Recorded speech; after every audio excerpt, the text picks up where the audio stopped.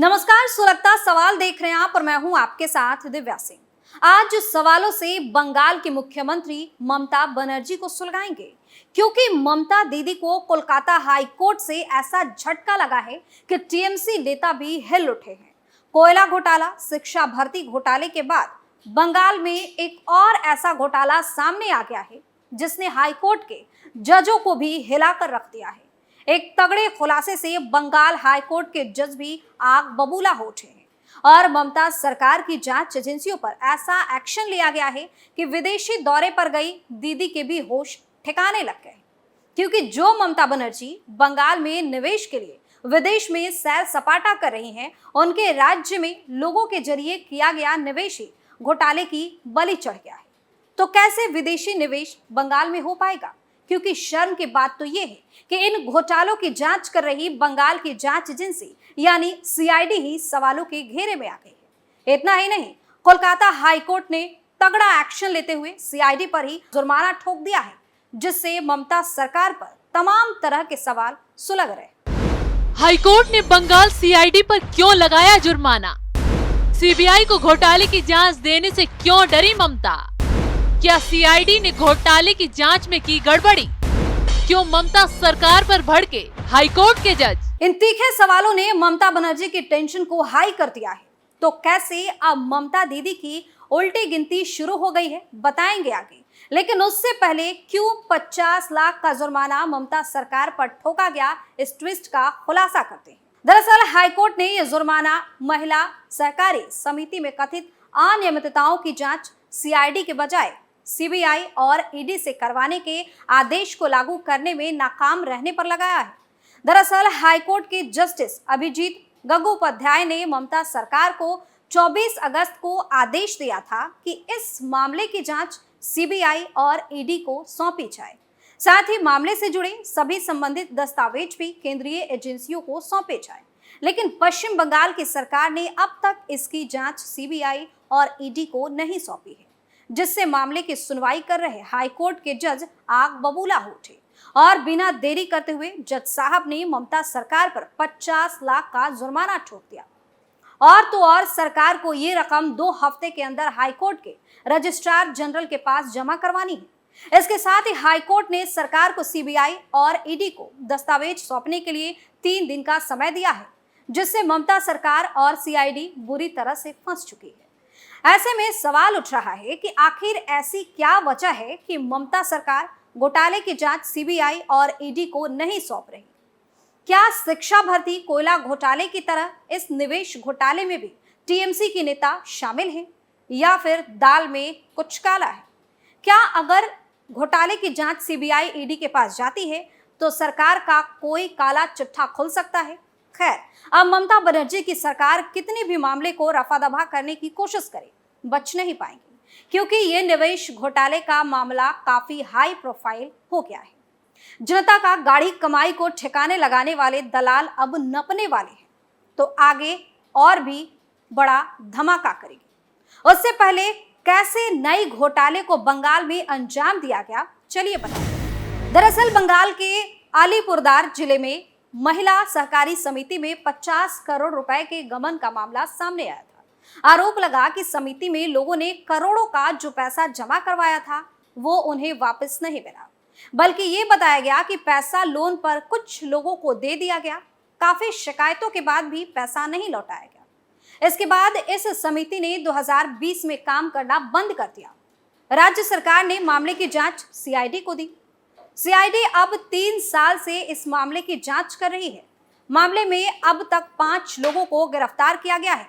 हालांकि अब तक ये खुलासा नहीं हो पाया है कि जमा किया गया पैसा कहां गया, किसकी बलि चढ़ गया। सीआईडी अभी तक एक भी सबूत घोटाले के नहीं जुटा पाई है। ऐसे में मामला हाईकोर्ट पहुंचा तो सीआईडी जांच से नाराज होकर हाईकोर्ट ने इस मामले की जांच सीबीआई और ईडी से कराने का आदेश दिया। लेकिन ममता सरकार मामले की जांच सीबीआई और ईडी को देने से बच रही है। अब जुर्माना ठोक दिया गया है तो आगे जांच जाना जरूरी है। मोदी सरकार के पास निवेश घोटाले की जांच जाते ही ममता सरकार के काले धंधों का खेल खत्म हो जाएगा, क्योंकि बंगाल सिर्फ और सिर्फ घोटालों की नगरी बन गया है। यही वजह है कि कोलकाता हाईकोर्ट आग बबूला है वही मामले पर टिप्पणी करते हुए जस्टिस गंगोपाध्याय ने कहा है कि मैं जानता हूं कि पैसे का गमन किसने किया। जो लोग साइकिल चलाकर गरीबों का पैसा खाते थे वो अब कार चला रहे हैं, कोर्ट के साथ खेल रहे हैं। आपने यानी कि सीआईडी इतने लंबे समय तक जांच की, कुछ क्यों नहीं हुआ? जांच आगे नहीं बढ़ने पर इसे सीबीआई को दे दिया जाए। अगर 3 दिन के भीतर दस्तावेज सीबीआई को नहीं सौंपे गए तो मैं गृह सचिव को तलब करूंगा। यानी कि अब हाईकोर्ट इस मामले को लेकर सख्त हो गया है।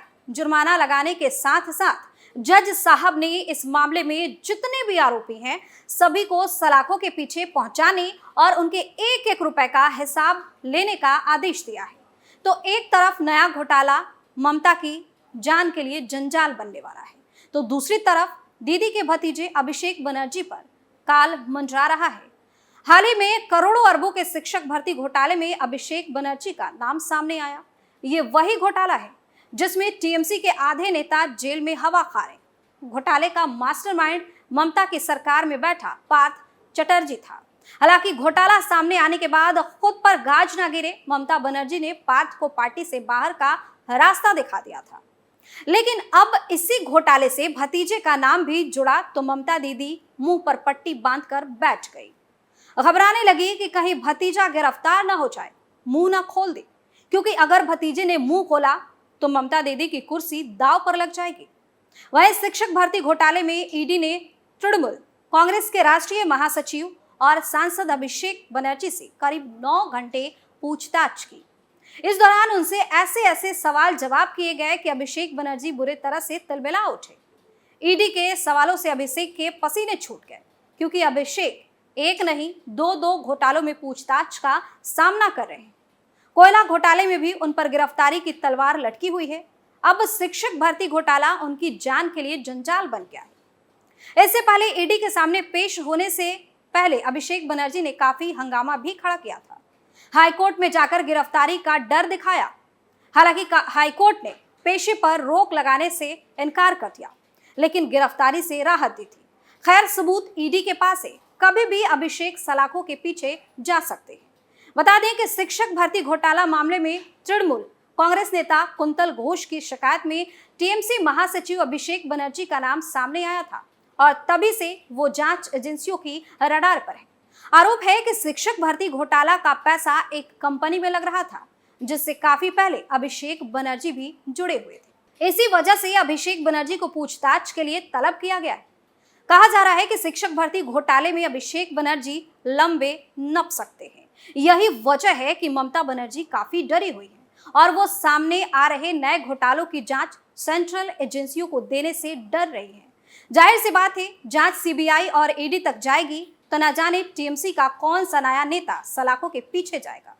बंगाल की जनता टीएमसी के घोटालेबाजों से त्रस्त हो चुकी है। एक बात साफ है, ममता विदेशी निवेश के लिए सैर सपाटे कर रही हैं, विदेशों में जाकर बैठक कर रही हैं। उन्हें बंगाल के घोटाले से नुकसान उठाना पड़ सकता है, क्योंकि बंगाल के घोटाले से जनता भी अब त्रस्त हो गई है। उनकी खून पसीने की कमाई ममता के घोटालेबाज नेताओं ने लूट ली है। इंसाफ के लिए ममता की पुलिस से लोगों का भरोसा उठ चुका है। हर मामले में हाईकोर्ट को दखल अंदाजी करनी पड़ रही है। यही वजह है कि लोग हाईकोर्ट में जाकर इंसाफ की गुहार लगा रहे हैं। तो अब निवेश घोटाले में हाईकोर्ट ने सख्त रुख अपना लिया है, जिससे ममता बनर्जी की धड़कनें बढ़ गई हैं। क्यों? पता नहीं घोटाले में गिरफ्तारी का अगला नंबर किसका होगा। सुलगता सवाल में आज के लिए इतना ही। नए मुद्दे पर फिर सवाल सुलगाएंगे। तब तक के लिए देखते रहिए कैपिटल टीवी। नमस्कार।